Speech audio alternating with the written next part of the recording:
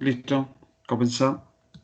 Bien, entonces, bueno, vamos a ir al último tema de la clase o subtema de que es principales características del clima argentino. Y acá es donde vamos a ver cómo, cómo todo lo anterior interactuando generó que el clima de Argentina sea de la manera en que yo les voy a comentar que es. eh, y no es de otra forma porque los factores formadores interactuaron de la forma que interactúan. Eh, con características les voy a mostrar cuánto llueve, en qué momento, cuáles son las temperaturas máximas, las mínimas. A eso hace referencia lo que es principales características del clima argentino.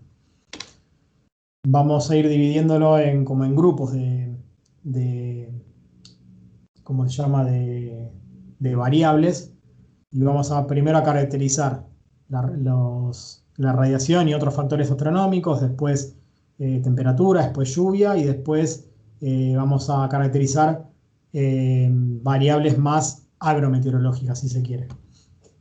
Entonces empezamos con radiación y factores astronómicos. Eh, y como les decía, voy a mostrarle cómo varía y cuáles son las magnitudes, en este caso de la radiación astronómica.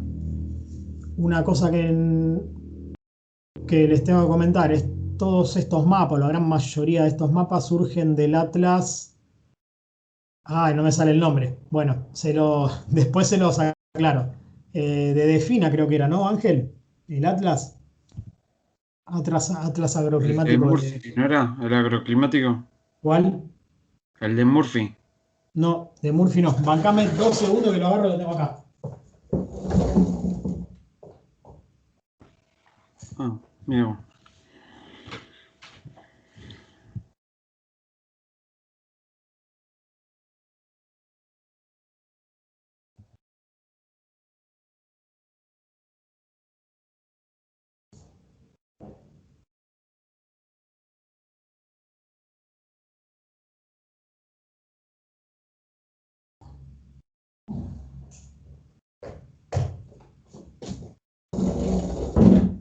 Y bueno, como bien les decía, es el Atlas agroclimático de la Argentina de Guillermo Murphy.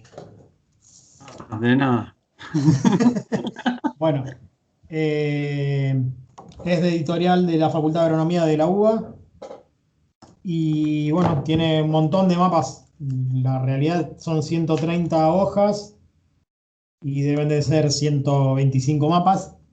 Obviamente no lo vamos a ver todos acá, pero no, lo que no recuerdo es si estaba digitalizado, creo que no. Pero bueno, los mapas que van a necesitar para la materia o para al menos para la instancia parcial son los que les muestro yo.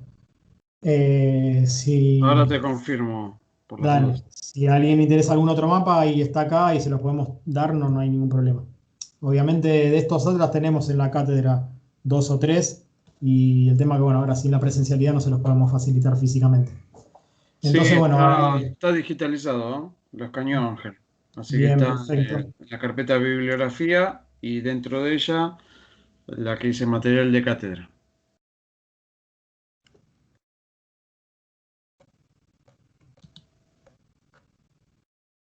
Bien. Entonces le comentaba lo que es el primer factor que vamos a ver cómo son sus características en el territorio, es la radiación astronómica. En el mismo mapa encuentran los valores que adopta a las diferentes latitudes durante el solsticio de invierno y durante el solsticio de verano. La idea es que vamos a mostrarles los dos puntos contrastantes del año. En este atlas que yo les comento, hay variables que están mes a mes el mapa. Por ejemplo, de temperaturas máximas desde enero hasta diciembre. Nosotros le vamos a mostrar la de enero y la de julio como dos puntos contrastantes, ¿no? Si alguien necesita alguna vez como materia de consulta de otros meses, bueno, avise y va, o se fija ahí donde está, como dice Martín, digitalizado. Entonces, bueno, la radiación astronómica, que recuerden que era la radiación que se recibía a tope en la atmósfera, durante el solsticio de invierno, tenemos en el norte del país 22,8 megajoule metro cuadrado día, y en el sur del país, tomando como sur la porción continental, no está teniendo en cuenta la parte de la Antártida, 4,3 megajoule metro cuadrado día. Fíjense que, bueno, la variación, ¿no? Tenemos mayor en el norte, menor en el sur. En el solsticio de verano tenemos 42,4 en el norte, siempre con la misma unidad, y 44,1 en el sur. O sea que tenemos, al revés de lo que es en invierno, tenemos menor en el norte y mayor en el sur. Y aparte, fíjense la amplitud que tenemos en el mismo momento entre el norte y el sur para el solsticio invierno y para el verano. ¿De qué depende esto? Por qué esa variación tan grande en invierno y que varía de mayor a menor, y en verano tenés la variación es menor porque tenemos menos de 2 megajoules de variación entre el norte y el sur, y es un poco menor en el norte? A qué se debe? Por el grado de inclinación del eje de la Tierra. ¿La inclinación del eje de la Tierra cambia?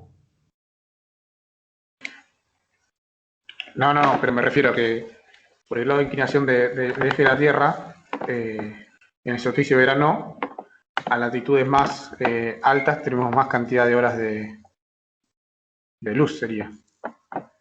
Sí, de luz, pero principalmente, bueno, lo que dice ahí está relacionado a, es megajoule, metro cuadrado, día. Entonces, si en verano el día dura más, el día en términos de, el día astronómico, ¿no? Es lógico que tengamos mayor cantidad de radiación recibida. Este, y aparte tienen el otro efecto, o sea, eso y, ¿cómo se llama? Explicaría el por qué pasamos de 22 a 42, por ejemplo, o de 4,3 a 44,1. Y el hecho de que sea parejo a lo largo de todas las latitudes es un poco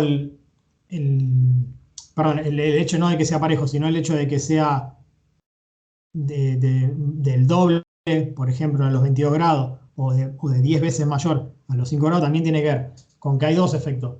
El día dura más, pero también los rayos inciden más perpendiculares, o más cercanos a la perpendicularidad. Entonces la magnitud de la radiación es mayor.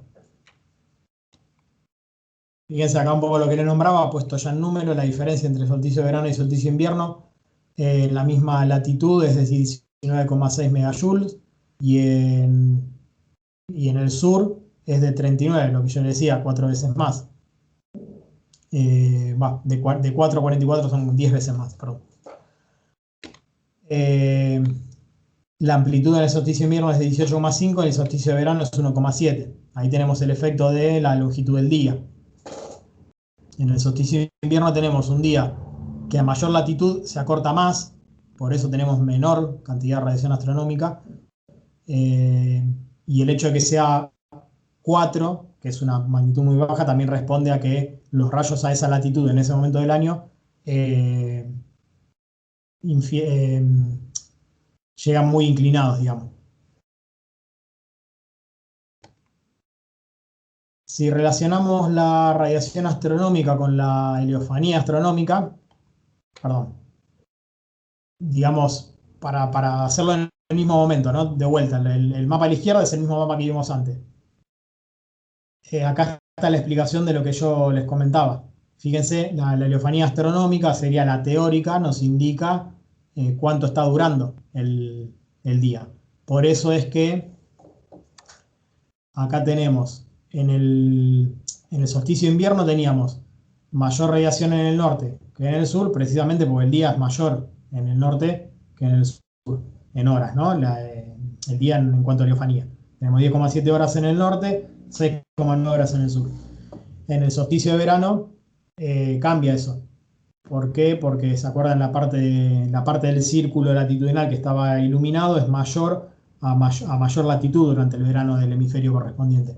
Tenemos 13 horas en el norte y 17,1 horas en el sur. Prácticamente casi faltan 7 horas para llegar al día completo. Por eso es que esta magnitud aumenta tanto, ¿no? Y principalmente es mayor en el sur que en el norte.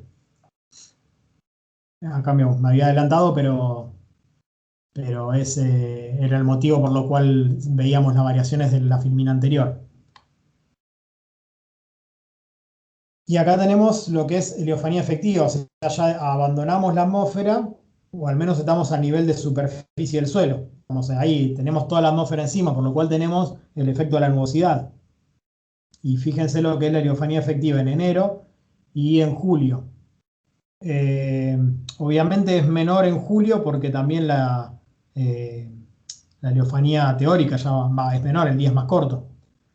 Pero fíjense cómo varía,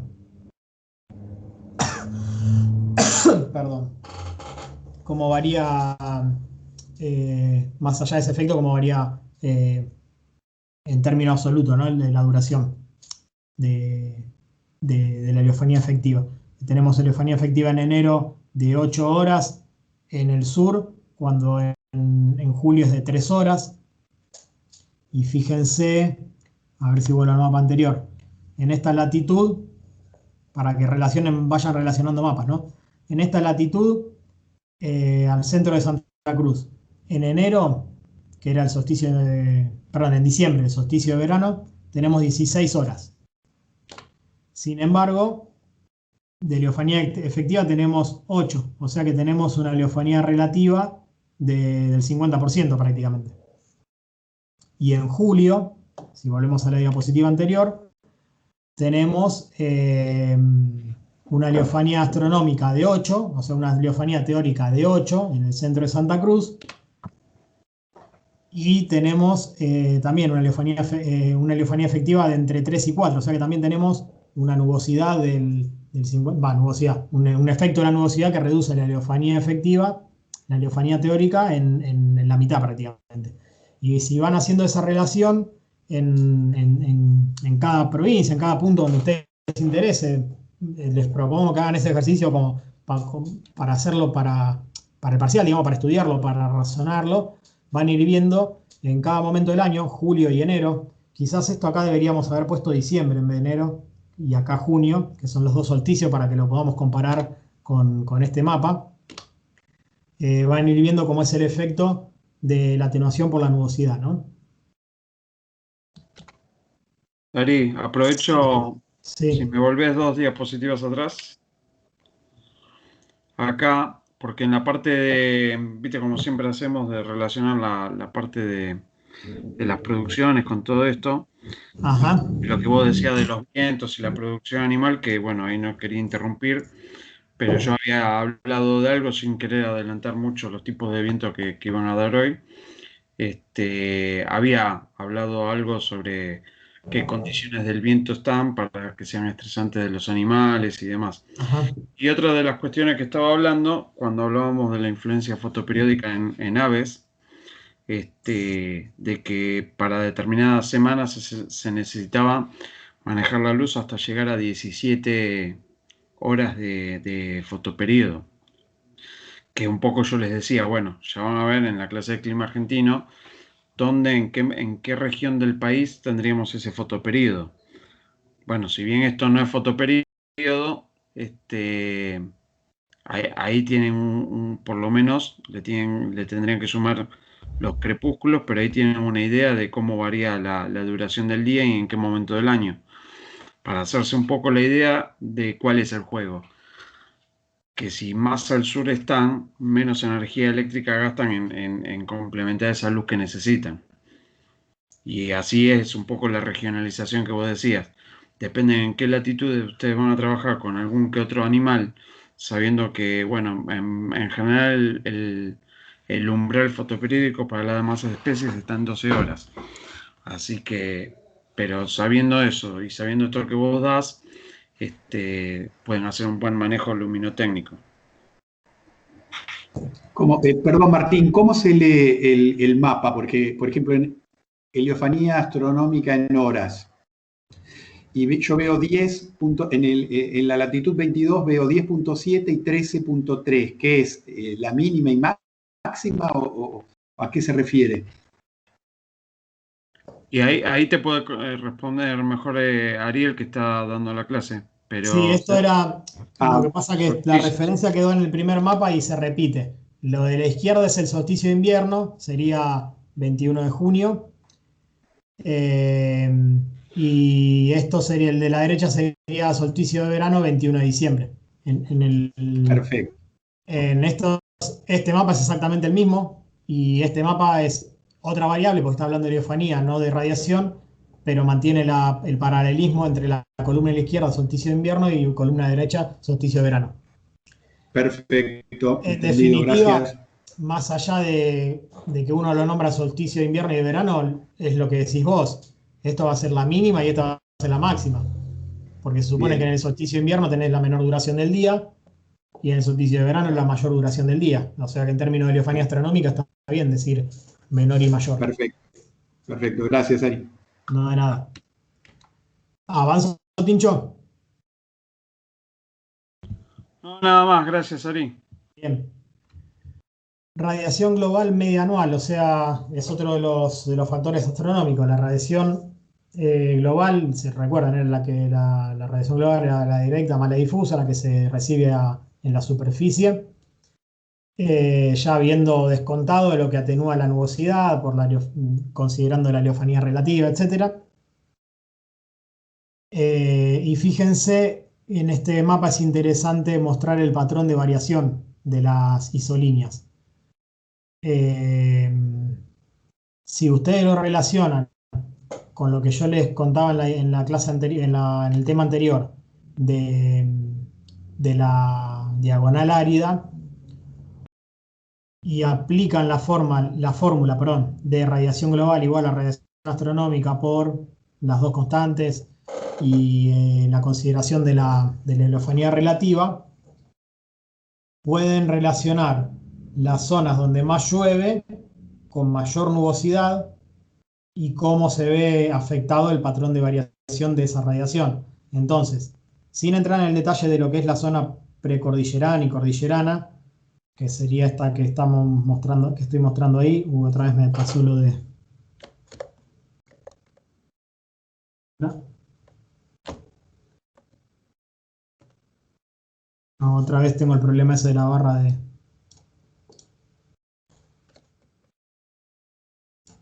Bueno, no voy a poderme usar el marcador, no importa. Ahí está. Sin entrar en el detalle de esa zona cordillerana, esta que les había marcado en la diagonal árida, de esos famosos 50 kilómetros en promedio. Lo que vamos a ver es que, les repito, si descartamos esta parte, en la Patagonia, fíjense, la radiación global, más o menos, cada isolínea es paralela a las latitudes.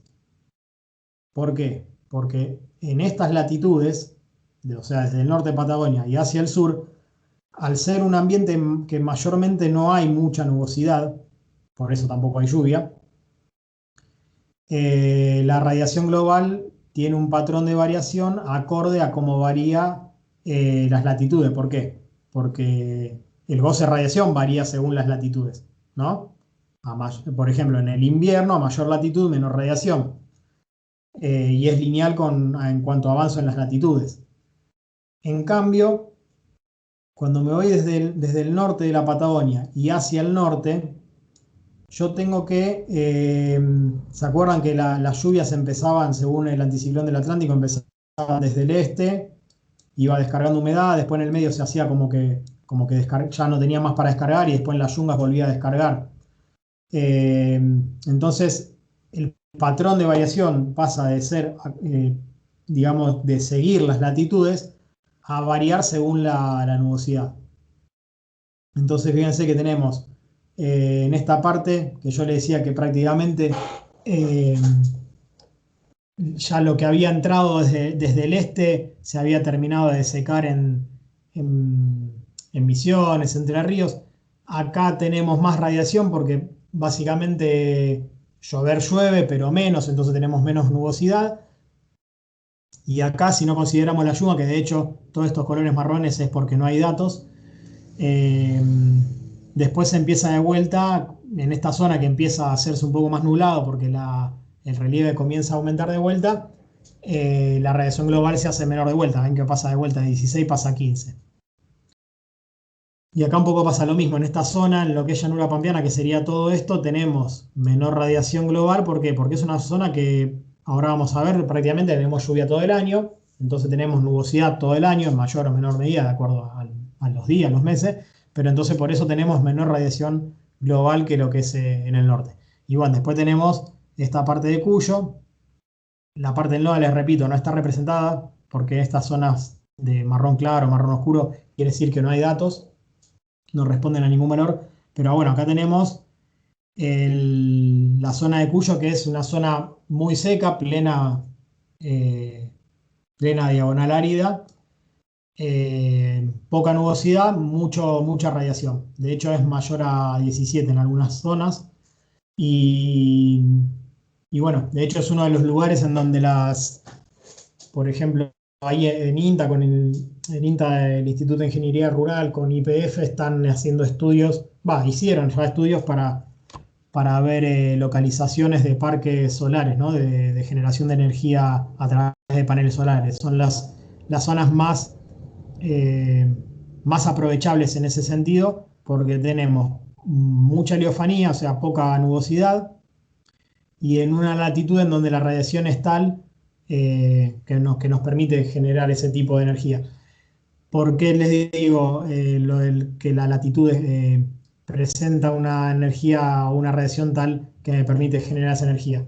Desde el norte de la Patagonia hacia el sur tenemos buena heliofanía relativa, porque tenemos poca nubosidad en término medio, pero como estamos muy al sur, básicamente tenemos radiación durante el trimestre cálido, en el solsticio de verano y alrededores. En el resto del año tenemos muy poca radiación.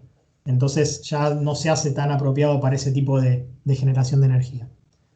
Entonces, bueno, sepan diferenciar por qué el patrón de cambio de la radiación o de variación de la radiación en Patagonia es acorde a las latitudes, y en el norte va a depender de la nubosidad. Donde hay más nubosidad es menor, donde hay más nubosidad, menor es la radiación global, y donde hay mayor o menos nubosidad, mayor es la radiación global.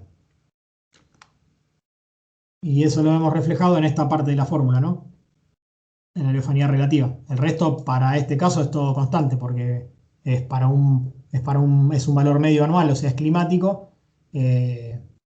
Podemos considerar el resto de las cosas constantes. Y si relacionamos la radiación global, ¿no? De acuerdo a cómo razonamos de qué depende su variación en los diferentes puntos del país, si esa radiación global la afectamos por los factores que son el albedo y la radiación, ¿se acuerdan? Esto era lo que emitía menos la contrarradiación, está todo puesto en un solo factor. Tenemos la radiación neta. Y ahí generamos lo que es este segundo mapa, el mapa de la derecha, que es la radiación absorbida, pero nos está faltando algo en el medio. ¿Se acuerdan lo que era la radiación absorbida? La radiación absorbida era básicamente este término, radiación global por 1 menos el albedo. Entonces, si a este mapa, que es la radiación global, lo afectamos por este mapa, que es el albedo, tendríamos este tercer mapa, que es la radiación absorbida. Esto se los muestro así para que no lo estudien de memoria, porque hay cosas que hay que estudiar de memoria, no queda otra, pero hay cosas que tienen su razonamiento. Si a estos valores de 16 o 15 o 13 o 12, 11, lo que sea, lo afectan por el albedo, deberían tener un valor cercano al de acá. Por ejemplo, si afectan el 11 con el 0,4, deberían tener un valor de entre 8 y 7. Depende si es difícil un poco extrapolar o interpolar, pero van a saber que esto, afectado por esto, no les va a dar 14, obviamente. Les va a dar menos de 12, menos de 10. Y así es como es que ustedes tienen que ir estudiando cada mapa y cómo relacionarlo con el siguiente a través de algo intermedio, como en este caso es el albedo. Estos albedos están en base a lo que es a lo que hay en el lugar, no es que sea en base a la vegetación natural. La vegetación natural presenta un albedo de 0,30 en lo que es diagonal árida, porque básicamente no tenemos explotaciones agrícolas. Ahora, en el 0,20 de llanura pampeana, ahí está involucrado el albedo de los cultivos. seguramente está involucrado el albedo de los cultivos. Por ejemplo, acá el albedo es muy bajo, ¿por qué? Porque esta emisión está teniendo en cuenta todo lo que es la cobertura, el canopeo de todo lo que es el bosque nativo. Es un color verde oscuro a nivel de lo que sería una observación visual desde el aire, si se quiere, y eso genera una reflexión muy baja. Entonces, el albedo es muy bajo. Acá no tiene en cuenta, por ejemplo, esta parte de la cordillera en donde tendríamos nieve y donde el albedo sería cercano al 90%. Acá no lo está teniendo en cuenta. Así que bueno, esto tenemos el mapa de radiación global que venía de la filmina anterior y cómo relacionándolo con el albedo podemos inferir valores y comportamiento de lo que es la radiación absorbida, teniendo en cuenta que la radiación absorbida es la radiación global por 1 menos el albedo. Fotoperíodo, esto les había mostrado cuando di hace un par de horas el efecto del desarrollo latitudinal. Bueno, lo saqué de este mapa. El fotoperíodo, de vuelta, solsticio de invierno y solsticio de verano, en izquierda y derecha respectivamente, es de 11,5 en el norte, 8,5 en el sur, en la latitud de media podemos decir 10,5. Y en el verano, por lo que veníamos viendo, está un poco asociado, de hecho, uno de los componentes del fotoperíodo es la heliofanía efectiva. Y si la heliofanía efectiva era mayor en el solsticio de verano, era mayor en el norte que en el sur, perdón, mayor en el sur que en el norte, el fotoperíodo responde al mismo patrón, ¿no? Y la diferencia entre ambos momentos del año, entre los dos solsticios como puntos máximos de variación, tenemos que la menor variación es en el norte y la mayor variación es en el sur. Y esto es lógico, recuerdan que a medida que estábamos más cerca del Ecuador, la variación del día era menor, era más o menos 12 horas durante todo el año, y eso iba cambiando a medida que nos íbamos acercando hacia los polos. Por eso, la diferencia de la duración del fotoperíodo, que es lo mismo hacer el análisis para heliofanía efectiva, es menor cuando más cerca del Ecuador estoy. En el solsticio de invierno, si hacemos duración del fotoperíodo versus latitud, tenemos mayor duración a menor latitud, perdón, y menor duración a mayor latitud. Inverso es esto en el solsticio de verano, y esta es la amplitud, que no es ni más ni menos que esta tabla graficada en función de la latitud. No hay mucho secreto, esto responde a lo que ustedes ya saben de heliofanía, de latitud, de época del año, estaciones del año, etc. Hasta ahí fueron los factores astronómicos. Ahora empezamos con un factor netamente meteorológico, que es la temperatura, y les estoy mostrando el mapa de temperatura media anual. Esto está sacado de un atlas digital del INTA, que si buscan atlas climático o atlas agroclimático INTA lo van a encontrar.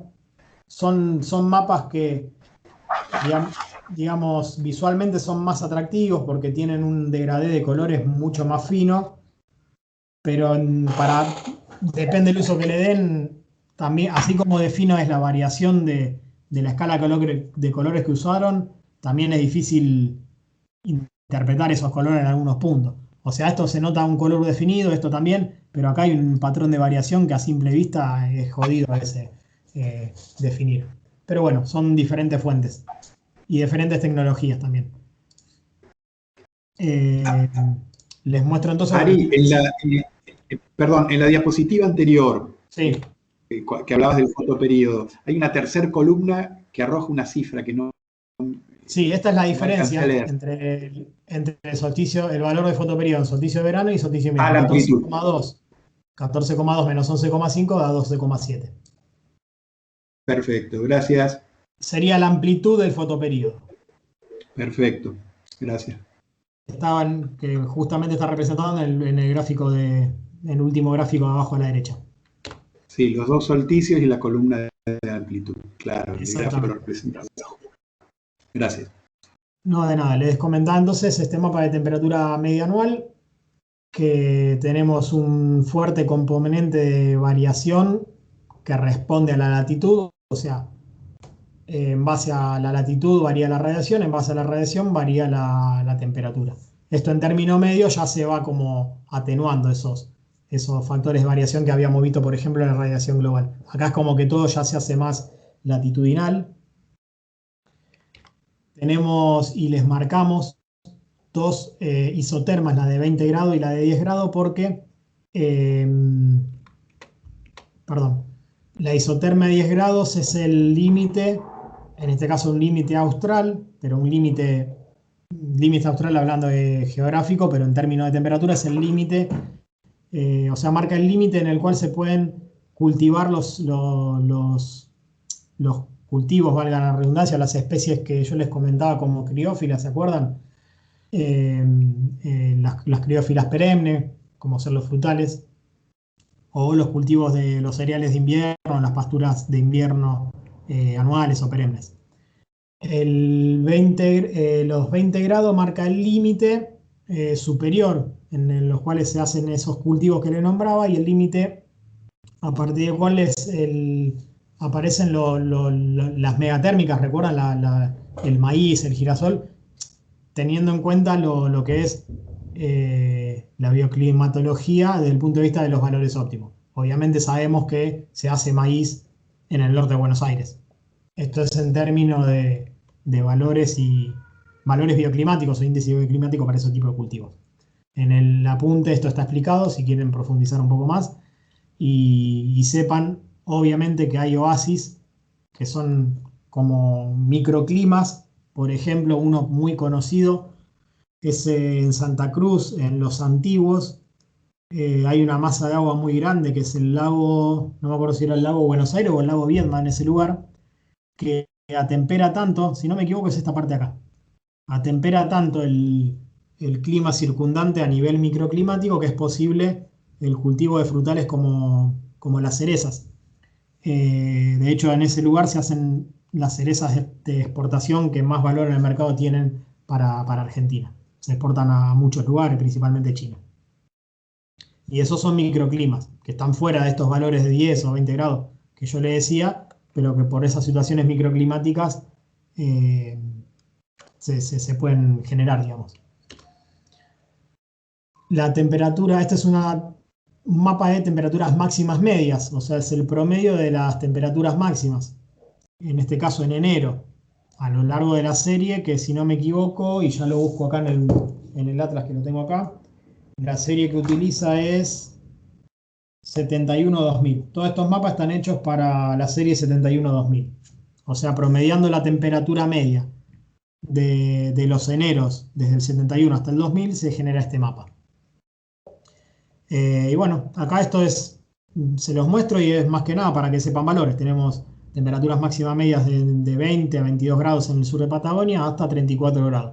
Tengan en cuenta que al ser máximas medias, si yo tengo una media de 34, sepan que acá puedes llegar años a 38 tranquilamente y otros años a 32 tranquilamente. Por decir valores que pueden ser extremos, de hecho hay otros mapas que les voy a mostrar que son de extremos. Esto es de temperaturas máximas medias.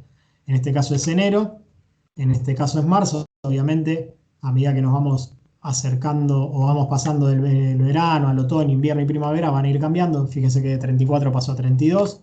El patrón de variación es básicamente el mismo. Acá hay un salto más fuerte, de 32 pasa a 22 en el valor extremo del norte del país, y a 28 vuelve a subir en primavera. Pero fíjense que las isolíneas más o menos tienen la misma forma, más allá de la ubicación, ¿no? Responde a la variación latitudinal. Con la temperatura mínima en los mismos criterios, es el promedio de las temperaturas medias, de las temperaturas mínimas medias o media mínima de enero de cada año, desde el 71 al 2000, se promedian y generan la temperatura mínima media de enero para la serie climática. Nuevamente, el patrón de variación no es distinto, no es muy distinto al menos de lo que es la temperatura máxima. Acá no se ve, en la máxima no se ve, pero en la mínima se ve esto, y lo vamos a ver en la mayoría de los mapas de las mínimas. que esto está generado por lo que son las elevaciones de Tandil y Ventaña. Son islas de temperaturas mínimas un poquito más bajas, precisamente relacionadas a esa elevación. Y los valores, bueno, 22 en enero, 20 en, en marzo, lo que sería el equinoccio, 10 en pleno invierno y obviamente en septiembre vuelven a subir. Les repito, la forma de estudiar esto, hay algunos mapas que los pueden relacionar, como habíamos relacionado el de la radiación global con el albedo para obtener la radiación absorbida. Y esto, lamentablemente, el patrón tiene cierta lógica, el patrón de variación, pero los valores es un poco de memoria, ¿no? Les propongo que al menos de cada mapa estudien el valor máximo y el mínimo y el de la latitud nuestra, ¿no? Que es, nosotros estamos por acá, como para tener una referencia. Bueno, pero después no le preguntes, ¿viste? ¿Cuánto hace en Perú? Bueno, yo puedo preguntar porque alguno puede producir en Perú, qué sé yo. Temperatura media de enero. Habíamos visto la temperatura media anual, las máximas media y mínima media. La máxima media de enero y la mínima media de enero generarían esta temperatura media de enero, ¿no? Si bien es otra fuente, fíjense que el patrón de variación, les repito, sigue siendo el mismo. Básicamente en el sur más frío, en el norte más cálido. Y bueno, acá no están expresados numéricamente en el mapa, pero si buscan la escala, es lo que yo les decía, debe ser esta escala, ¿no? Esta o esta, entre 26 y 27 grados, o 25, de acuerdo a qué tan fino sea el ojo de cada uno. Eh, Vamos, bueno, tenemos los valores de temperaturas medias en enero. Una cosa que a diferencia de la otra fuente de información, que era el Atlas Agroclimático de Murphy, que yo les decía que en la parte de la cordillera no tenía información y por eso se veía como marrón, que significa no dato. En este caso, estos mapas generados por el INDA, como son en base a imágenes satelitales, eh, tienen cobertura de todo el país. Eh, y bueno, se ven, por ejemplo, en estas temperaturas lo que son la cordillera, las cordilleras pampeanas, serranías pampeanas, lo que son los comechingones ahí en Córdoba, entre Córdoba y San Luis, las dos serranías del sur de Buenos Aires, Tandil y Ventaña, cómo se nota el efecto de la altura, obviamente la cordillera y algunas elevaciones precordilleranas. Si no me equivoco, acá está lo que es el Famatina, por acá. No, por acá, perdón. Esto me parece que es el Famatina, en La Rioja. Y bueno, salvo esas islas que generan anomalías, el patrón de variaciones es muy latitudinal. Lo mismo para julio. Fíjense que, de vuelta les repito, los patrones son básicamente los mismos, van a cambiar las magnitudes. Volvemos a ver las serranías del sur de Buenos Aires, de Córdoba y San Luis, etcétera, etcétera. Y esto, si no me equivoco, es la amplitud térmica anual. Era uno de los índices que yo les contaba como indicador de clima oceánico, ¿se acuerdan? La amplitud térmica anual, que era la temperatura media del mes más cálido, que nosotros consideramos que es enero. Por eso les mostré el mapa, este que está acá. Y la temperatura media del mes más frío, la diferencia. Por eso les mostré julio. Si bien los solsticios son en diciembre y en junio, el mes más cálido y más frío respectivamente es enero y febrero, debido al atraso ese que se generaba por ese pasaje de la radiación que primero tenía que absorberse por el suelo y que después el suelo debía ofrecer a la atmósfera. Ese atraso es el que se ve en que la temperatura, el mes más cálido es enero y no diciembre, y el mes más frío es julio y no junio. Bueno, y básicamente haciendo la resta de cualquier valor que tomen en este mapa con respecto a este mapa, generan este tercer mapa que, si bien es de otra fuente, es muy factible ¿cómo se llama? De operar matemáticamente los valores para obtener este tercer mapa. Se ve algo en algunas partes, el efecto de oceanidad, fíjense, toda esta parte de acá, que es una amplitud un poquito menor.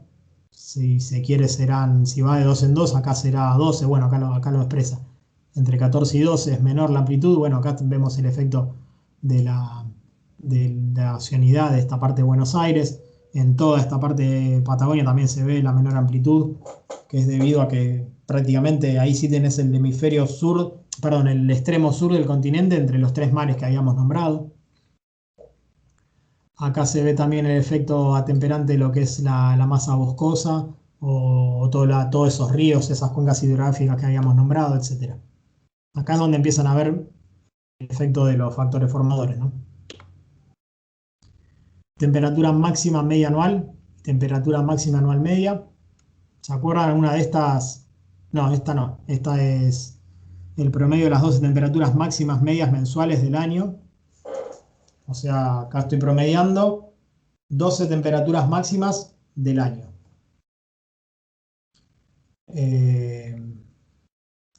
Perdón, 12 temperaturas máximas medias.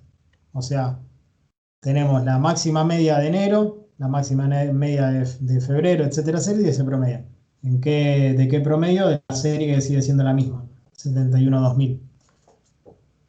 Y acá tenemos el promedio de las temperaturas máximas absolutas, o sea, de cada año, en este caso de cada uno de estos 30 años, se tomó la máxima temperatura, la temperatura más alta de cada año, y se promedió, y se generó esto. Fíjense cómo ya los valores de temperatura, o sea, es un promedio, pero fíjense ya cómo el promedio se dispara a 41. ¿Por qué? Porque estamos promediando máximas absolutas.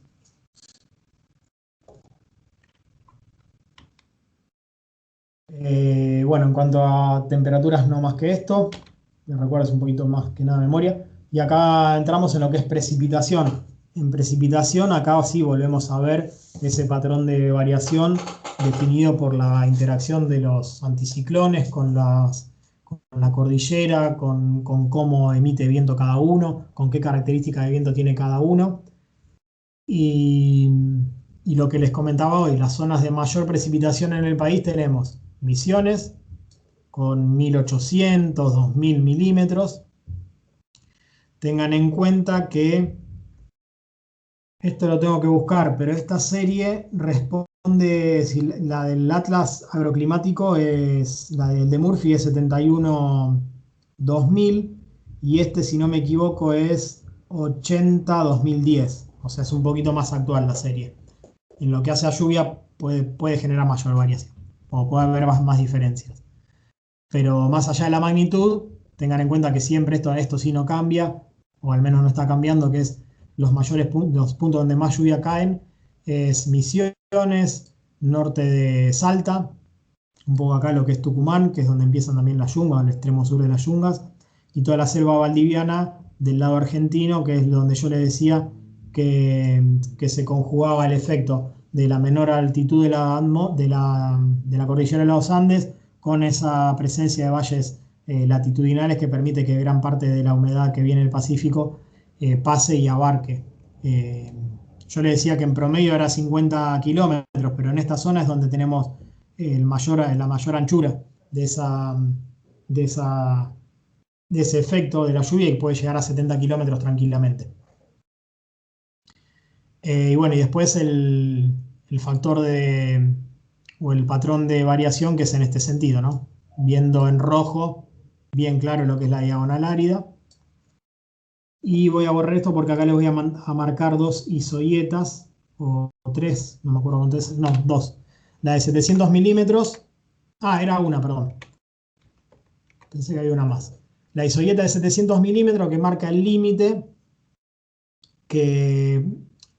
entre lo que es el cultivo de secano y el cultivo con riego complementario. O sea, desde esta isoieta, que es la isoieta de los 700 milímetros, y hacia los colores verdes y azules, los cultivos pueden prosperar sin la necesidad de que se haga riego complementario. Eso no quita que uno pueda hacer riego complementario para aumentar los rendimientos. Eso es un tema económico. Hablando estrictamente de lo bioclimático, de lo que necesitan los cultivos, con 700 milímetros podrían, en promedio, ¿no? Podrían eh, subsistir, o sea, crecer y desarrollar y generar descendencia sin ningún problema. Con menos de 700 milímetros ya necesariamente necesitamos, valga la redundancia, agregar agua por algún método artificial. ¿Cuánta agua? Bueno, como mínimo lo necesario para llegar a 700. Entonces, si esta es la isoyet de 700, esta es la de 700, perdón, la de 600, la de 500, la de 400, y yo estoy sembrando acá, bueno, acá voy a necesitar al menos 300 milímetros para generar el piso de rendimiento. Más allá de esto, que es bastante agroclimático, tengan en cuenta valores. Los máximos valores se dan acá, en lo que yo le decía que era Puerto Blest, las Yungas, que son valores de precipitación promedio mayores a los 2.200 milímetros, con extremos que pueden superar los 3.000 milímetros en algún año en particular. Lo mismo aproximadamente, un poquito menos en lo que es Salta o en general, o para generalizar lo que es las Yungas, y un poquito menos o bastante similar perdón, un poquitito más en lo que es Misiones, que estamos hablando de 1800, 1600, 2000 milímetros. Y a nuestra latitud, ¿qué precipitación tenemos en nuestra zona? Y más o menos entre 900, 1000, 1100 milímetros, como para que tengan una referencia del valor de la zona central de lo que es llanura pampeana, ¿no? Estacionalidad respecto al semestre cálido y respecto al semestre frío. Perdón, ya me estoy trabucando. ¿A qué hace referencia este mapa? Al porcentaje de lluvia, no al porcentaje de lluvia. ¿Qué porcentaje de lo que cae en todo el año cae en el semestre frío o en el semestre cálido? Entonces, fíjense, para definir bien, porque esto está relacionado a los regímenes. Fíjense en todo lo que es el NOA, que abarca incluso en este mapa en particular, abarca parte de Cuyo, el norte de Cuyo y noroeste de la región pampeana. En el semestre frío, en toda esta región se da el 20% de la precipitación que cae anualmente. Es decir, si acá habíamos visto que caen 1000 milímetros, solamente 200 milímetros caen en el semestre frío. Y a contrapartida, el 80% cae en el semestre cálido. O sea que si caían 1000, 800 caen en el semestre cálido. Esto no es ni más ni menos que régimen monzónico. El 80% de las precipitaciones que caen en todo el año, o sea, del total de precipitaciones que caen durante todo el año, el 80% cae en el semestre cálido. Eso es régimen monzónico, es lo que se ve acá. Acá se ve lo que es el régimen mediterráneo, entre el 60 y el... Acá no tengo la escala, pero 50, 60, entre el 60 y el 80% del total de precipitaciones anuales cae en el semestre frío. Esto es régimen mediterráneo. Y acá vemos la contrapartida. Tenemos entre el 40 y el 20% que cae en el semestre cálido. Y después fíjense que acá tenemos 60, 40, 30, depende del momento del año, pero más o menos vemos ahí lo que es el régimen isohídrico. No hay mucha diferencia entre un semestre y otro o entre un momento del año y otro. Entonces, bueno, en esto es en términos porcentuales, marca la estacionalidad respecto a cada semestre y cómo vemos los regímenes que habíamos visto en la clase de precipitación, monzónico, mediterráneo, isohídrico, etc. Volvemos a lo que es precipitación media anual, y si bien esto lo había explicado Martín en términos de definición, que era un régimen monzónico, que era un régimen isohídrico, etc., y un mediterráneo, ahora vamos a ubicarlo. Martín seguramente se los habrá dicho más o menos en qué lugar está cada cosa, pero acá lo vamos a localizar bien.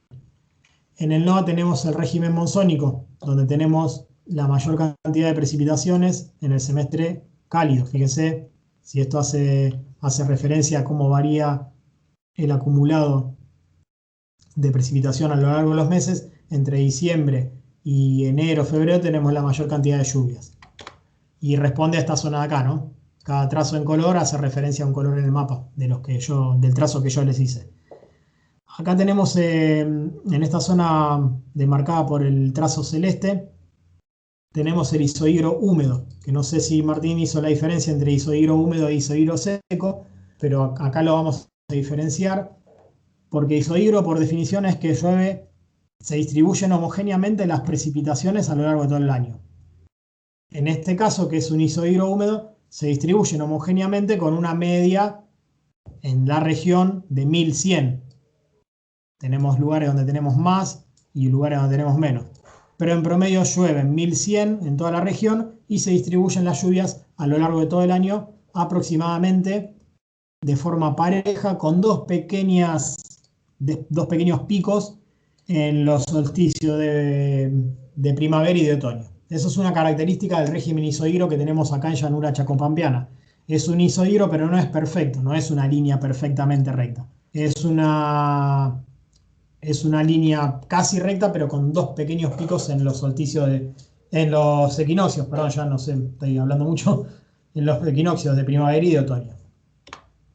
Y después tenemos el isohidro seco, que por eso lo diferencio, porque si bien es isohidro, las lluvias se distribuyen homogéneamente en todo el año, el promedio de precipitación es mucho más bajo. Tomamos un promedio de precipitación de 300 milímetros en lo que es llanura o estepa patagónica, perdón, con un pequeño pico en el mes central del semestre frío.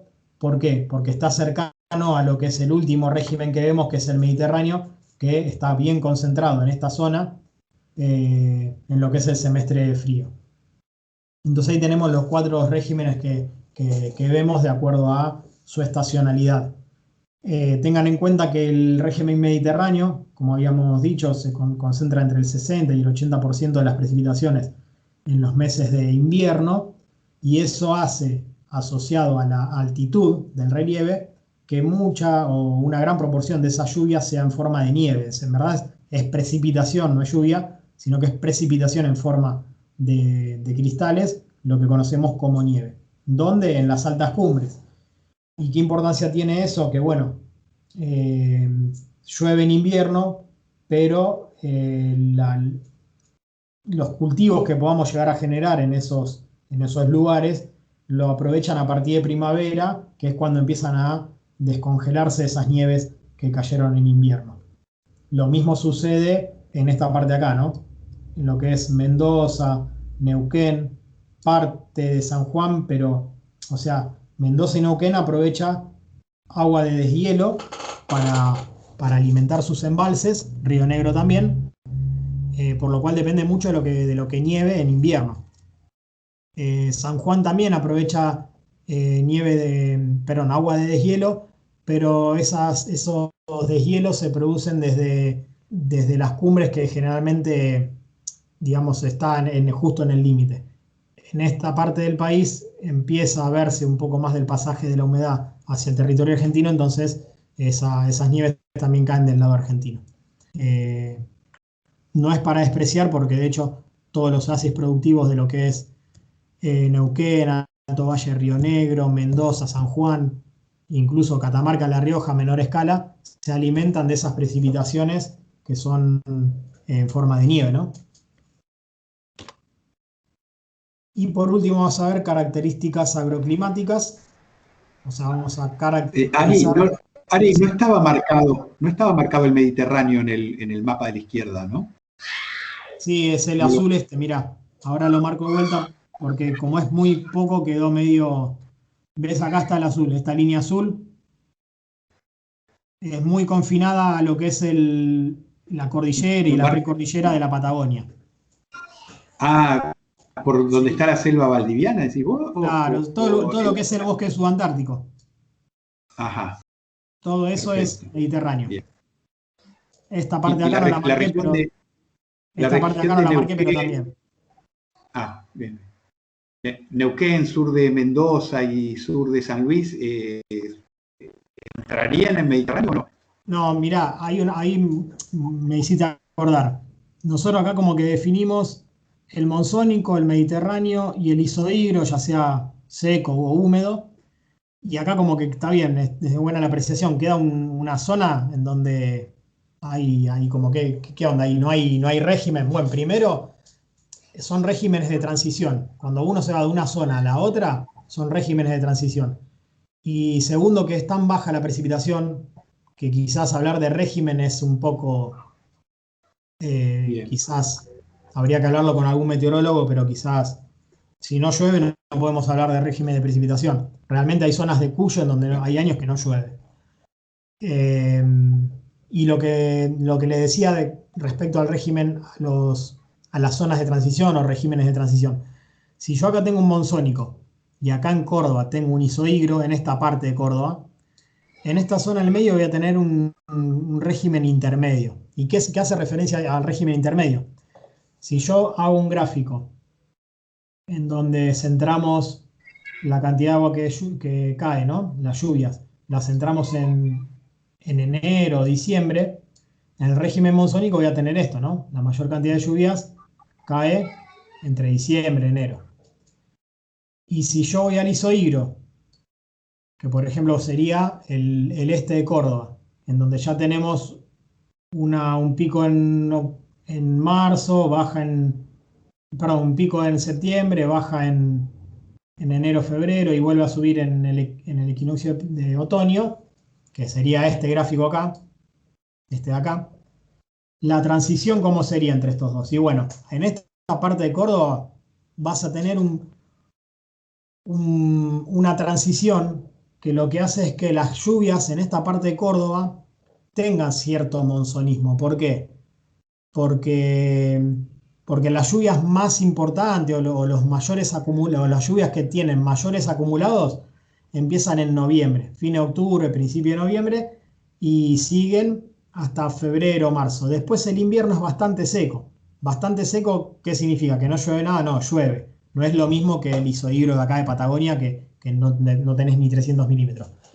Pero, pero tenés algo de lluvia, pero bastante marcado, o sea, se ve bastante marcadamente que es menor a lo que llueve en verano. Lo que pasa es que no llueve concentradamente en enero o diciembre, sino que lo que vamos a ver es que esto que es una campana, si se quiere, a la analogía con la campana de Gauss, con la media bien concentrada en enero, bueno, en esa zona de Córdoba vamos a tener la misma campana, pero es un poquito más achatada y las colas son más largas, digamos. ¿Se entiende? Como que está concentrado en enero o en los meses centrales Perdón, no es que está concentrado en los meses centrales, sino que las lluvias más importantes en cuanto acumulado ocurren en verano, pero el verano no está definido tan estrictamente como en el NOAA entre diciembre y enero, sino que empieza en noviembre y puede terminar en marzo. Es un monzonismo, pero no perfecto, porque hay Que sería como que tiende a ser monzónico, diríamos. Exactamente, tiende a ser monzónico, pero también tiene su componente isohigro. ¿Por qué? Porque en invierno no es que no llueve nada, llueve, pero bueno, tenés mayor cantidad de lluvias en el verano. Por eso es que los cultivos de verano en Córdoba, o al menos en esa parte de Córdoba, se siembran un poco más tarde que en llanura pampeana. Porque si yo, por ejemplo, un maíz en llanura pampeana, lo que es la zona núcleo, por decirte un ejemplo bien contrastante, ¿no?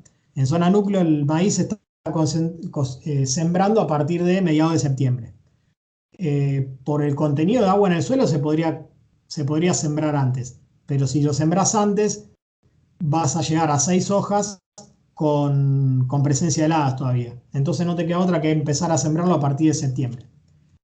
En esta parte de Córdoba tenés que atrasarlo más todavía la siembra, porque además de la limitante de la helada, vas a tener la limitante del agua. Vas a estar sembrando un maíz en un momento en que el suelo no tiene agua, entonces lo vas a sembrar y no te va a germinar. Ni más ni menos que eso. O te va a hacer una germinación muy débil, que va a generar una planta muy débil y que vas a tener mucha pérdida. Entonces, en el sentido agronómico, se hace un manejo teniendo en cuenta que el clima es bastante monzónico.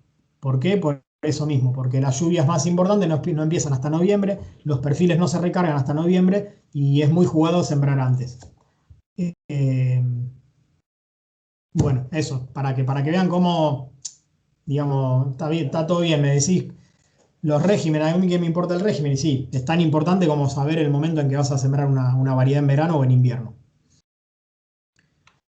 Y es agroclimatología pura esto. Características entonces agroclimáticas, vamos a ver qué características tienen los índices, algunos índices agroclimáticos. Fecha media primera helada, fíjense que son isolíneas, que cada una representa o une puntos del país en los cuales en término medio la primera helada ocurre el mismo día. Entonces, acá hay dos líneas, acá, esta es una línea, la del 11 de junio, y esta es la del 1 de junio. Entonces, fíjense, en nuestras latitudes, como siempre le digo acá, en término medio la primera helada, disculpen, borro porque si no...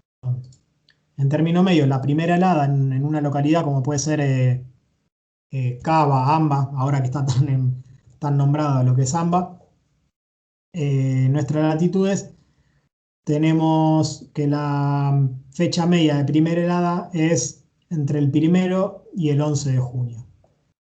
Cuando nos vamos hacia el sur de Patagonia, la primera helada es en marzo, fíjese, de 11 de junio a 11 de marzo pasaron 3 meses, o sea, se adelanta 3 meses la helada.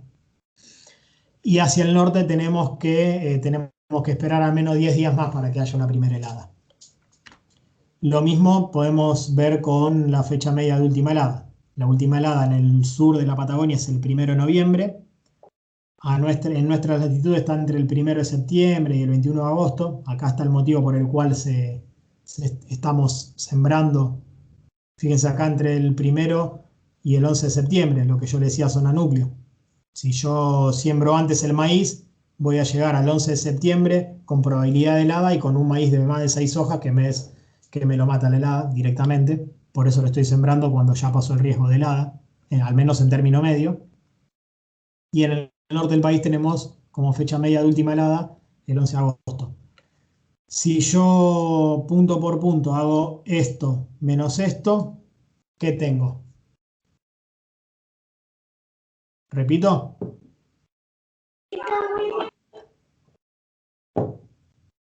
Si yo acá en cada punto de este mapa, el valor de la fecha de cada punto de este mapa, le resto el valor de la fecha del mismo punto en el otro mapa, ¿qué obtengo?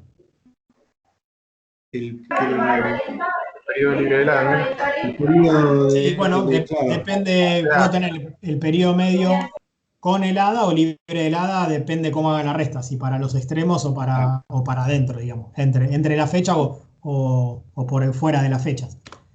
Claro. Yo ahí lo hago por fuera de las fechas, o sea, desde la última helada hasta la primera helada, entonces tengo el periodo medio libre de heladas. Y como es un periodo, no está en fecha, sino que está en días. Y esto es una variable, un índice muy importante. Primero porque, de acuerdo a esto, yo puedo ubicar, yo les decía, que mi maíz en la zona núcleo lo voy a estar sembrando alrededor de mediados de septiembre para escaparme de las heladas, pero tengo que fijarme también, además de la fecha de siembra, tengo que fijarme el largo del ciclo de mi variedad. Porque, por ejemplo, yo acá tengo entre 260 y 280 días sin heladas. Vamos a poner un promedio de 270 días sin heladas. Supóngase que yo tengo un cultivo que es sensible a helada durante todo su ciclo. El ciclo de mi cultivo, de la variedad que yo elija sembrar, si yo elegí bien la fecha de siembra porque ya no tenía heladas en la fecha de siembra, el ciclo de cultivo que yo elijo tiene que ser menor a 270. Porque si yo siembro bien en la fecha en que yo estoy libre de la helada, pero mi cultivo tiene un largo de ciclo de 300 días, voy a estar 30 días con peligro de helada, ya otoñales en este caso, si es un cultivo de verano o primavera-verano, que por más que haya elegido bien la fecha de siembra, me voy a malograr el cultivo porque estoy tomando el riesgo de 30 días de heladas en otoño siguiente. Entonces, la fecha media o el periodo medio libre de helada es un índice muy importante para la elección de la longitud del ciclo de mis cultivares o de mis variedades o de las variedades que yo elija para sembrar. Obviamente, cuando más al sur nos vamos, menor es la cantidad de días sin heladas que tengo en el año, y cuando más al norte nos vamos, mayor es la cantidad, perdón, lo dije al revés. Cuando más al sur nos vamos, menor es la cantidad de días sin heladas que voy a tener. Y cuando más al norte nos vamos, va a ser mayor la cantidad de días sin heladas que tengo. Y una característica que vemos acá, fíjense que la última isolínea es la de 320. ¿Qué quiere decir? Que la isolínea de mayor número de día o de promedio libre de heladas es 320. Lo que nos está indicando es que Argentina en término medio no hay ninguna localidad de Argentina en término medio que al menos no haya un día con heladas. Porque si no, este valor tendría que ser 365. Si este valor es de 365, yo sé que toda esta parte, en término medio, no tengo heladas. Y eso no pasa. No hay ninguna localidad de Argentina que en términos climáticos esté libre de heladas. Y repito y hago énfasis en términos climáticos. ¿Por qué? Porque es en términos de un promedio. No significa que un año que haya sido con un invierno suave no haya tenido, me haya pasado que no tuve heladas un invierno. Pero es un valor, es una foto en la película completa que es el valor climático. Estos mapas son puntuales de lo que es región chacopampeana. En lo que es cultivos extensivos es la zona que van a ver siempre como más importante. Y el mapa a la izquierda nos dice la probabilidad de ocurrencia de heladas iguales o menores a 0 grados después del 21 de septiembre. Fíjense que después del 21 de septiembre, ¿qué probabilidad hay que haya heladas iguales o menores a 0 grados? Bueno, cuando más rojo es más cercano al rojo es el color, más cercano al 100%, y cuando más cercano al azul es el color, más cercano al 1% o a baja probabilidad. Entonces, después del 21 de septiembre, yo tengo alta probabilidad de que haya heladas iguales o menores a 0 grados, más o menos desde la latitud media de Buenos Aires hacia el sur, y por encima de lo que es el norte de Buenos Aires, o sea, el norte de Buenos Aires hacia el norte, la probabilidad de que haya heladas menores a 0 grados después del 21 de septiembre es menor, digamos, va bajando. Y el mismo gráfico, pero o sea, la probabilidad de ocurrencia de heladas iguales o menores a 0 grados toma el mismo valor de helada.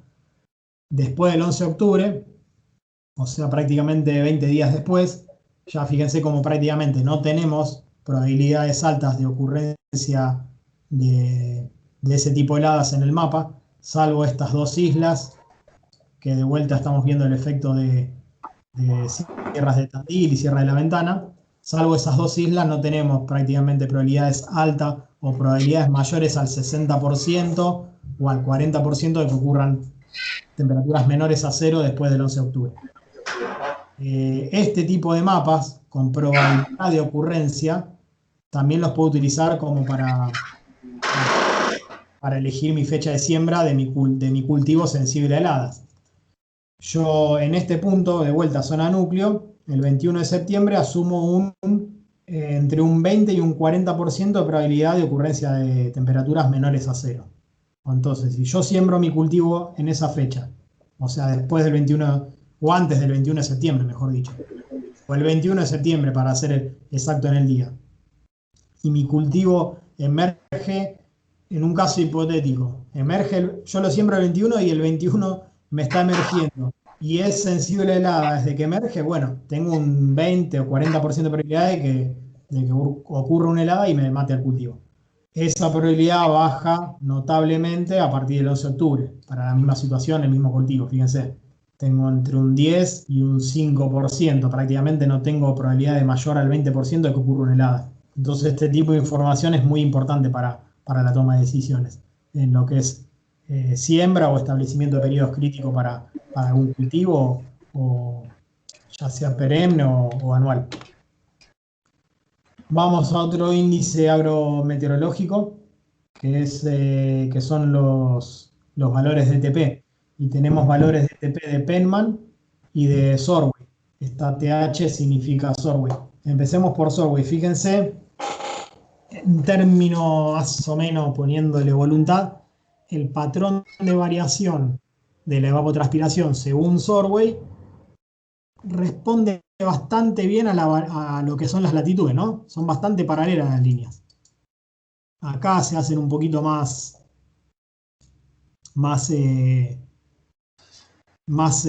paralela a las longitudes, si se quiere. Y fíjense los valores, va de 600 en Patagonia, Sorway era milímetros, a 1100 en el norte. Y fíjense qué pasa cuando hacemos la misma estimación, pero según Penman. Ya el paralelismo no va. No, evidentemente se perdió el paralelismo o se perdió el patrón de variación que respetaba la latitud y ya medio que se descontroló, como que no encontrás un patrón de variación de algo, o al menos a qué responde ese patrón de variación. Y aparte, fíjense los valores. De 600 pasamos a 1200. Entonces, ¿a qué le creo? ¿Evapotranspira 600 milímetros potencialmente o evapotranspira 1200? ¿A qué se debe? ¿Y a qué se debe? A ver si alguien se anima a responderme. ¿Por qué hay esa diferencia en la magnitud? ¿Y a qué respondería también la diferencia de los patrones de variación entre un mapa y otro?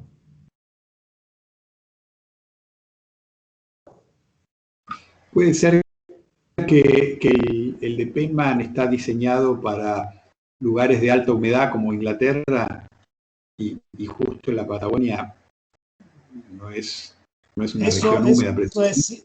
Eso que decís es cierto, está diseñado para un clima húmedo y no sabría decirte si influye en el patrón de variación. La verdad no sabría si el método influye. El método a simple vista, acá veo como que hay mayor con Penman, como que sigue la diagonal árida que vos decís también. Se puede ver. Bien, déjame terminar de contestar lo anterior y voy a lo tuyo que está bien dicho.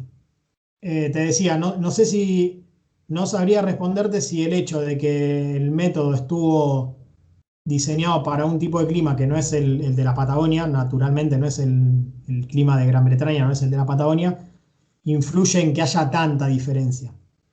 Me parece mucha la diferencia para que radique solamente en que estuvo diseñado para otro clima. De 600 a 1200 es el doble. Pero puede ser, y la verdad no sabría decírtelo.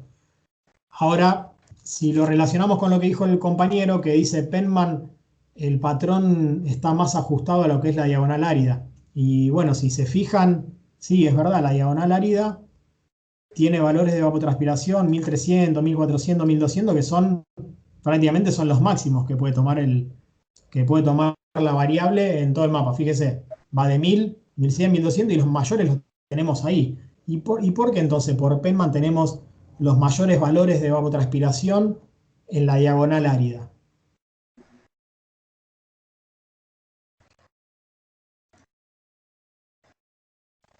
¿A qué responde?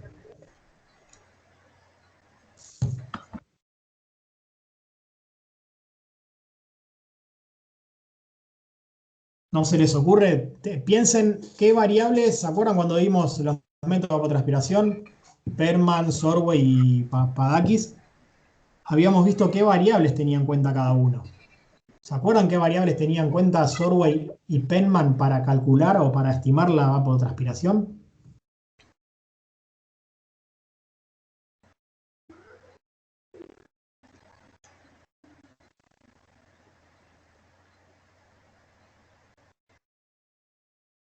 ¿No se acuerdan? ¿Este tema entra en este parcial o...? No, ya fue evaluado, ¿no? No, por eso ya no te contestan. Claro. Bueno, le respondo yo. Ya le di la pista y con la pista no arrancan. Igual, bueno, es tarde ya. Acepto que es un tema medio pesado, mucha teoría. Sorway se basaba en índices, ¿se acuerdan? En dos índices o sea, Sorway se estimaba evapotranspiración en base a dos índices, perdón, y esos dos índices se basaban en la temperatura. Entonces, básicamente, Sorway calcula la evapotranspiración de acuerdo a cómo es la temperatura y cómo varía la temperatura, más o menos, el patrón de variación de la temperatura en la Argentina es mayor temperatura en el norte, menor temperatura en el sur, por lo cual mayor evapotranspiración en el norte, menor evapotranspiración en el sur. Y más o menos siguiendo el patrón de variación de las latitudes. Ahora, Penman utilizaba índices para su estimación que involucraban humedad atmosférica, velocidad del viento. Recuerden que Penman tenía un término advectivo, tenía un término radiativo, o sea que también tenía en cuenta la radiación, tenía en cuenta también la temperatura, entonces era mucho más completo en cuanto a las características o variables que tenía en cuenta. Entonces, hay dos cosas que nombré que son muy pesadas en Penman, el término advectivo y el término radiativo. Entonces, ¿por qué en Patagonia tenemos en el mismo lugar 1200 según Penman y 600, la mitad según Sorway? Claro, por el término advectivo. Por el viento. Por el Claro, término por el advectivo, exactamente. Está teniendo en cuenta el viento de una de las zonas más ventosas del mundo. Entonces es muy lógico que sea el doble. Y también tenemos, si se quieren, también están mirando el término radiativo. Porque en Patagonia, durante el verano, tenemos días muy largos y prácticamente sin nubosidad, porque es un lugar donde prácticamente no llueve. Entonces, ahora sí, encontramos la lógica de por qué de 600 en un método pasamos a 1200, el doble. Y así pueden ir relacionando cada punto. Fíjense, llanura pampeana no es un lugar muy ventoso, o sea, no se caracteriza como la Patagonia por ser uno de los lugares más ventosos del mundo. Y en término medio es un lugar bastante nuboso porque es un régimen isohídrico, tenemos lluvias durante todo el año. Entonces ahí ya la diferencia no es tanta. Fíjense, no es el doble, son 250 milímetros de diferencia. Para un cultivo 250 milímetros de deficiencia es un montón, pero en términos netamente del fenómeno físico, del fenómeno físico, tomando el ATP como un fenómeno físico si se quiere, 250 milímetros no es lo mismo que 600 milímetros de diferencia. ¿Y por qué? Porque acá no está considerando la radiación, sí, pero si no la considera Sorway, no hay tanto que está subestimando porque no hay tanta, o sea, al ser un lugar nuboso, no tenemos tanta diferencia de considerarla a no considerarlo. Y al no ser un lugar tan ventoso, tampoco tenemos mucha diferencia entre considerarla y no considerarla. Entonces, esto es la diferencia que se observa en los dos mapas teniendo en cuenta un método y el otro. Entonces hay que creerle a Penman. Sí, yo le creería a Penman, lo que pasa que les recuerdo lo que le había dicho en la clase cuando vimos método de estimación de evapotranspiración. Para calcular por Penman necesitas medir velocidad de viento, medir radiación, medir de alguna forma la humedad. Y humedad en las estaciones meteorológicas convencionales históricamente se mide. Velocidad de viento, no en todas. Radiación, te puedo asegurar que en las series viejas no vas a encontrar valores de radiación en todas las estaciones. Entonces, ¿le creemos a Penman? Le creemos si tenemos todas las variables con las cuales calculamos Penman. Si no, tenemos que ir a Sorway, que es con temperatura, que eso sí lo medís en cualquier estación meteorológica, se mide temperatura. Bueno, no me queda otra y uso Sorway. Eso es el criterio que me parece que tienen que tener. Y estos valores de alta evapotranspiración que se ven acá responden principalmente a lo que es la heliofanía. O sea, alta heliofanía por baja nubosidad significa alta radiación. Entonces, alta radiación, alta evapotranspiración según Penman. Viento no es tan importante en estas zonas, o no al menos como en Patagonia. Y acá entramos en déficit hídrico. ¿Se acuerdan lo que era el déficit hídrico? ¿Cuánto me estaba faltando para tener para hacer un balance que nos dé cero, digamos? Desde esta línea de cero hacia acá no tenemos déficit hídrico. O sea, no me falta agua. Y de esta línea del 0 hacia el oeste o hacia el suroeste, de acuerdo a cómo quieran considerar el patrón de variación, a medida que me voy alejando de esa línea, cada vez me falta más agua. Primero me faltan 100, después 200, después 300. Es decir, que si yo me ubico acá, mi riego complementario, o sea, mi sistema de riego complementario debería estar dimensionado para al menos aportar 100 milímetros. Si no, no estoy llegando, sigo estando en déficit.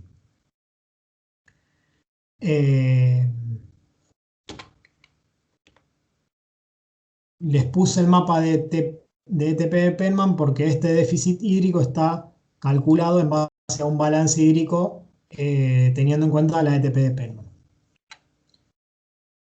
Le voy a borrar esto.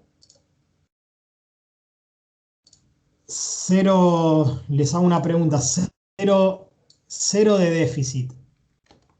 ¿Es lo mismo que 0 de exceso?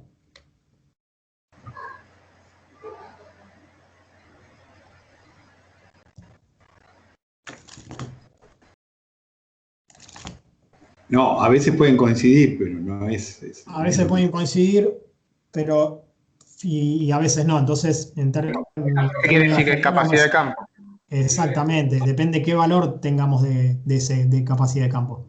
Si el suelo tiene una capacidad de campo que consideramos de 300 milímetros, no es lo mismo que sean 200 milímetros.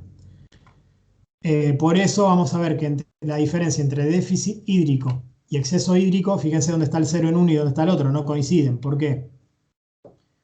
Obviamente tenemos que en el lugar donde teníamos, perdón, en el lugar donde en este mapa no teníamos déficit, en el mapa siguiente tenemos excesos. La zona es esa más o menos. Pero el 0 no coincide precisamente porque en el medio están esos 200 o 300 milímetros que el suelo almacena.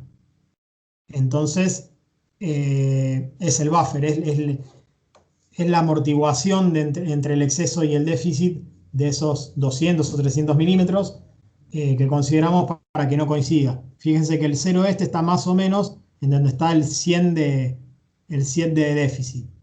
Y el 0 está más o menos en donde está el 100 de exceso. Entre esos 100 de exceso y 100 de déficit están los 200 milímetros de capacidad de campo que yo no considero ni como exceso ni como déficit, digamos. Y bueno, acá otra vez vemos lo de la diagonal árida, ¿no? Acá si se llega a apreciar, tenemos una pequeña escala de colores de 100, 200, 300. Acá de vuelta tenemos lo del efecto de la cordillera baja, los valles transversales, etc. Acá veríamos lo mismo, pero bueno, no tenemos dato.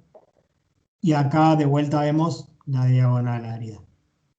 No tenemos excesos y tenemos déficit. Y déficit algunos importantes, 600 milímetros. Y acá les muestro, ya para ir terminando, son 4 o 5 diapositivas más muy cortitas. Balances hídricos de diferentes localidades, que obviamente ustedes, ya habiendo visto los mapas de precipitación media, van a saber decir Posadas, Misiones, qué tipo de localidad es húmeda, es seca, incluso por lo que conocen de cultura general. Es húmeda. Es una localidad húmeda. Entonces, fíjense, en el trazo verde tenemos precipitación. Más o menos lo que le venía diciendo. Es un régimen, se ve, ¿no? Un régimen isohídrico, perdón. Tenemos acá un pequeño pico que coincide con lo que yo le decía, que era un isohídro no perfecto. Tenemos un pequeño pico en el equinoccio de primavera. Acá volvemos a tener un otro pico, pero sin embargo no es tan notorio como el de primavera, pero bueno, podemos decir que es un régimen isohídrico y húmedo, ¿no? Porque acá los 100 milímetros considerando mes a mes, o sea, tenemos 100 en julio, 100 en agosto, 180, casi 200 en octubre, 140 en septiembre. Si ustedes van sumando todo eso, les tiene que dar más o menos los 1600, 1400, 1800 que habíamos visto en el mapa.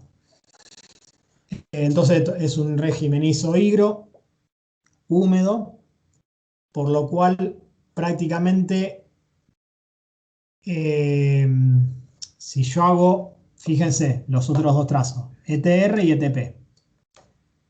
O sea, evapotranspiración real y evapotranspiración potencial. O sea, en el trazo rojo me está diciendo potencialmente cuánto puede evapotranspirar. Que en definitiva, ¿qué me está diciendo? ¿Cuánto me demanda la atmósfera en término potencial?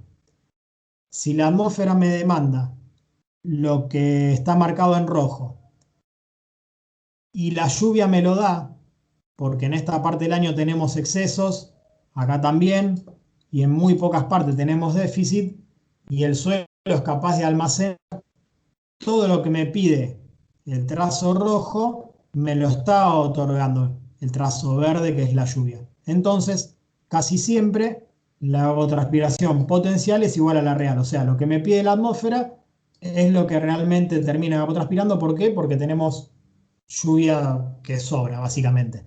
Fíjense en esta parte, acá están muy juntas, en esta parte que es cuando baja un poco, y encima en enero, diciembre baja un poco la lluvia, se separa un poco más, quiere decir que ahí podemos llegar a tener un pequeño déficit entre lo que me pide y lo que realmente transpira, pero después básicamente lo que me pide la atmósfera en términos energéticos, en términos de demanda, el sistema suelo y plantas, si estamos considerando evapotranspiración, me lo da.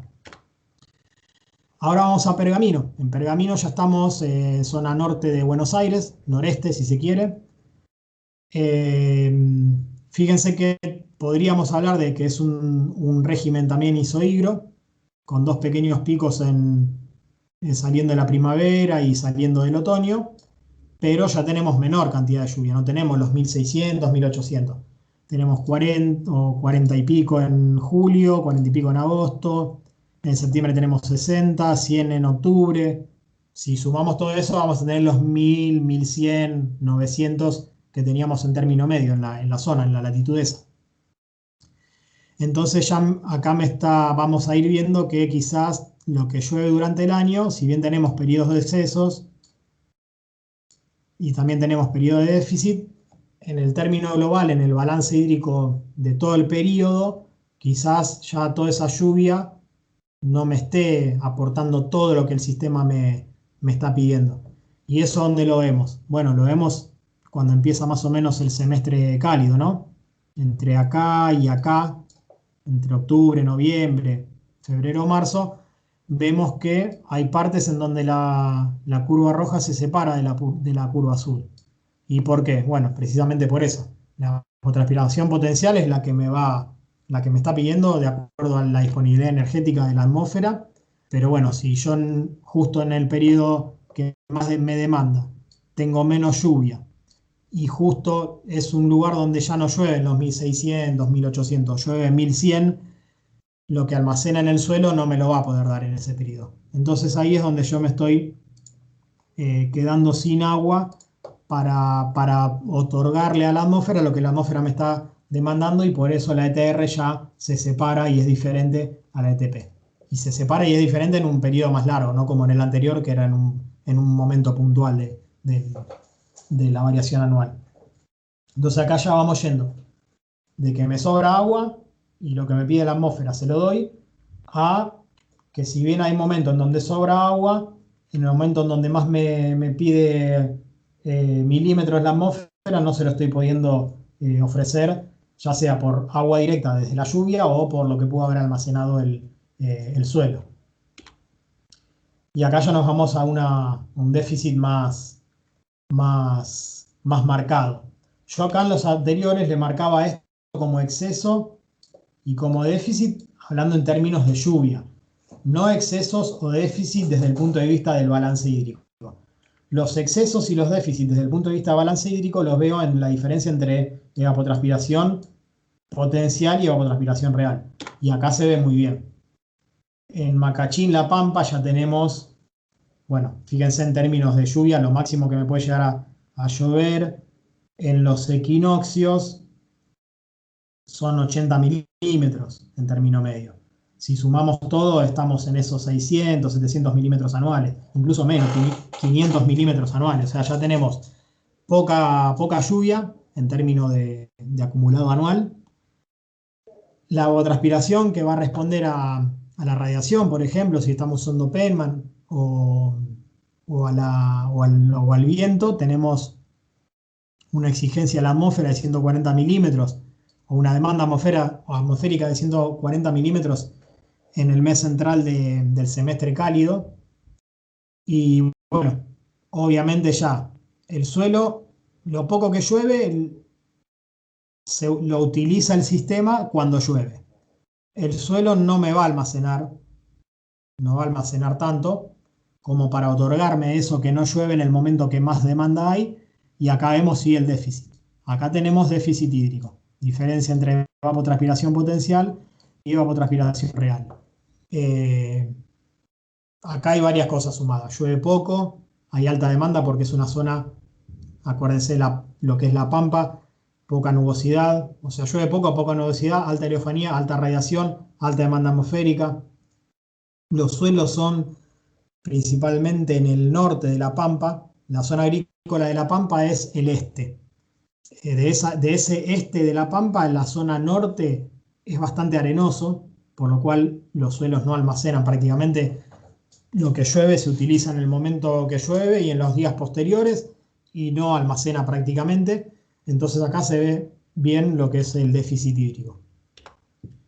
Y si ya nos vamos a Río Colorado, que es Río Negro, ya estamos en un régimen isohidro seco, en un lugar donde llueve poco, alta heliofanía, alta radiación. Ya estamos en el norte de Patagonia, es más importante el efecto advectivo, por lo cual tenemos la demanda atmosférica me representa la evapotranspiración potencial, que obviamente va a ser mayor en verano, menor en invierno, y la evapotranspiración real, que es una copia de lo que es la lluvia. Hay lluvia, evapora o evapotranspira. No llueve, no evapotranspira. Y prácticamente tenemos grandes déficit hídrico en todo el año. Por eso Río Colorado es el valle inferior del Río Negro, prácticamente llegando a la patita de Buenos Aires, ahí lo que es Viedma, un poco más hacia el centro del continente. Y bueno, ahí si no tenés río complementario no tenés más que pastura natural, que es una pastura bastante somera, digamos. Así que bueno, me parece que están buenos estos gráficos para redondear un poco todo lo que es la clase, ¿no? Que es la aplicación más importante que ustedes le van a dar, la aplicación agroclimática o agrometeorológica. Y acá sí, les prometo que son las últimas dos filminas. Acá les estoy mostrando un poco lo que es el cambio o el corrimiento de las isohietas, que son las líneas que unen puntos de igual precipitación. Tenemos precipitación media entre enero y diciembre, tomando el periodo 1925-2001. Las líneas azules representan la precipitación media entre enero y diciembre de la serie 66-2001, y la línea roja representa la precipitación media entre enero y diciembre entre 1925 y 1965. ¿Qué pueden ver? De la línea azul, o sea, de la lluvia media entre enero y diciembre del periodo más actual con respecto al periodo más antiguo. ¿Qué pueden decirme?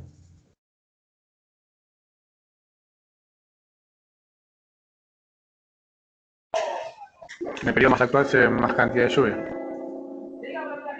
El periodo sí, más actual tenés más lluvia, ¿y qué otra cosa más ves?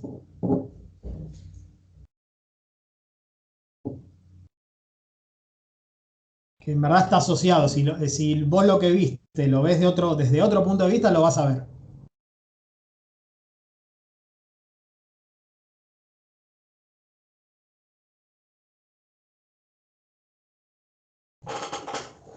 Fíjense, La isohieta de 800 en el periodo más antiguo estaba en esta posición, centro de Buenos Aires, si se quiere, si tomamos solamente Buenos Aires.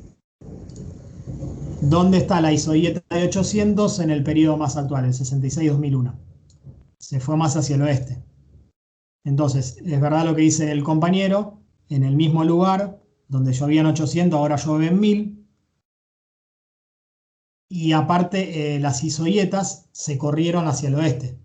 Entonces, ¿se acuerdan que, por ejemplo, yo les decía que la isohieta de los 700 milímetros marcaba el límite del cultivo de secano y el cultivo con complemento de riego complementario? Entonces, en la serie antigua, los 700 milímetros, si se quiere, estaban por acá, ¿no? Porque acá hay 600, acá hay 800, acá están en los 700, y en la serie más actual, los 700 están acá.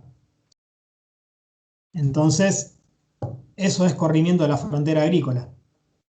Esto permitió hacer cultivos más hacia el oeste, donde antes no se podía porque si no tenías riego no lo podías hacer, ahora lo podés hacer, y estas zonas que en los periodos más antiguos eran ganaderas, pasaron a ser agrícolas y las zonas ganaderas se corrieron más hacia el oeste y en algunas partes se perdieron. Que esto no habría que ver qué pasó entre el 2001 y el 2020, como para tener una serie más nueva de 20 años, para ver si esto se siguió manteniendo, o sea, si siguió corriendo hacia el oeste, si se mantuvo o si se volvió a correr hacia el este, las isolíneas.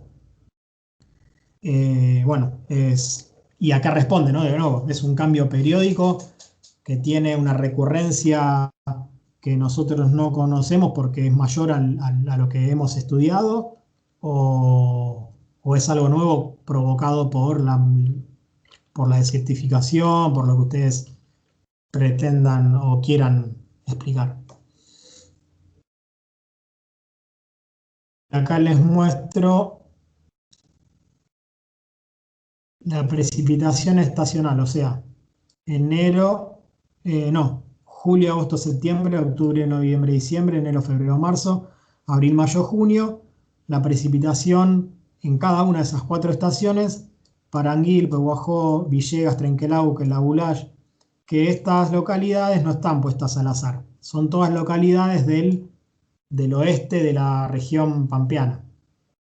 Anguil es La Pampa, Pehuajó es Buenos Aires, pero bien al oeste, Villegas también, Trenquelauquen también, La Bulaye es sur-oeste de Córdoba. Son todas zonas, son todas localidades que están básicamente por acá. ¿Y por qué se eligieron?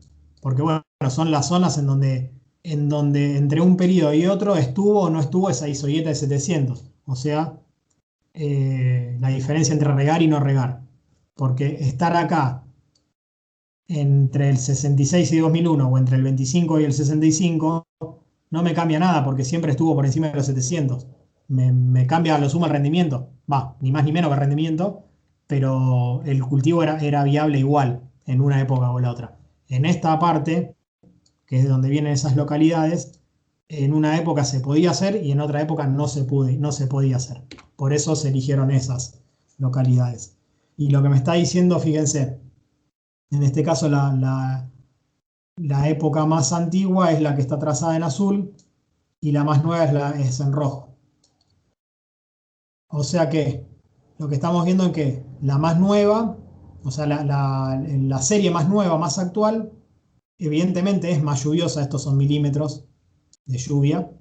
Bueno, disculpen la cosa que hice ahí. Evidentemente la serie más nueva es más lluviosa. ¿Por qué? Porque la vemos a simple vista, porque está por encima del trazo azul, que es la serie más antigua. Pero principalmente, ¿qué ven? Más allá de que es más lluviosa.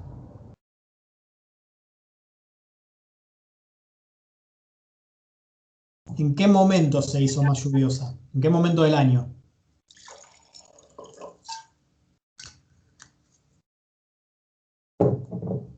Fíjense, en julio, agosto, septiembre. ¿Cómo? Fíjense, en julio, agosto, septiembre. Bien, en julio, agosto, septiembre, más o menos, entre una serie y otra, llovían 100 milímetros en las dos series. Abril, mayo, junio es un poco superior la serie nueva con respecto a la serie antigua, pero más o menos la misma, 140, 150 milímetros. La gran diferencia la encontramos acá, enero, febrero, marzo. Y también en octubre, noviembre y diciembre, o sea, el semestre cálido.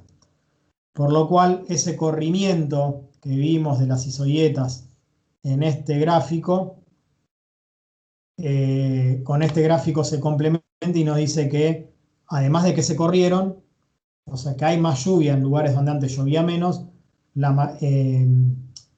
esa mayor cantidad de milímetros en el año se acumularon en el semestre cálido. Eso es lo que nos está contando este gráfico y que se complementa con el anterior. O sea que, en definitiva, en esa zona llueve más y en verano principalmente. Que bueno, para los cultivos de verano es un golazo. Buenas noches. Hay un pequeño detalle más, Ari. Sí. No cambió significativamente el número de días con lluvia en esos periodos, en ese amalgamado que estabas mostrando. Con lo cual lo que dice es que la mayor parte de la lluvia es por eventos más severos. O sea, Bien. las tormentas que hay en esos momentos en el verano son más fuertes. Tendrías que empezar a renovar esto, desde allá, desde Sí. Clima y Agua. Sí, totalmente, pues son series ya antiguas. Pero eso que dijo Ángel no es un dato menor. O sea, si yo tengo la misma cantidad de eventos en el año de lluvia, o sea, 20 días con lluvia en el año, pero la lluvia me aumentó en un determinado trimestre de 250 a 350, quiere decir que cada uno de esos 20 eventos que había llovió 100 milímetros más en total. O sea que, como dice Ángel, son eventos más intensos en cuanto a lluvia. Si en la misma cantidad de días llovió más, es porque cada día, en la misma 24 horas, llovió más milímetros. Y eso, ¿por qué es importante? Por el tema de la erosión. Fíjense, yo les comentaba que es en esta parte principalmente donde se ve este efecto. El oeste arenoso de Buenos Aires, el oeste arenoso de La Pampa, perdón, el oeste arenoso de región pampeana. No es un dato menor que lluevan más cantidad de milímetros, la misma cantidad de veces en un suelo arenoso. Eso en términos de erosión es en algunos puntos grave. Se están volando la capa superficial, o sea, se está erosionando la capa superficial de estos suelos que ya de por sí son muy poco desarrollados. Y la capa superficial es donde tenemos los nutrientes. Y eso hay que manejarlo, porque si no perdemos suelo y si no tenemos suelo, no tenemos llanura pampeana. Así que eso no es para nada despreciable el dato que les dijo Ángel y su efecto. Hasta acá llegamos. Según habíamos hablado con Rafael, aparentemente en los últimos 20 años se estaría revirtiendo un poco el efecto, ¿no? O sea, estaríamos volviendo un poco hacia atrás. No del todo como la primera serie de la primera mitad del siglo pasado, pero sí un poco hacia atrás. Contá conmigo, Ariel, cuando quiera lo hacemos. Dale. Sí, hay que recabar datos y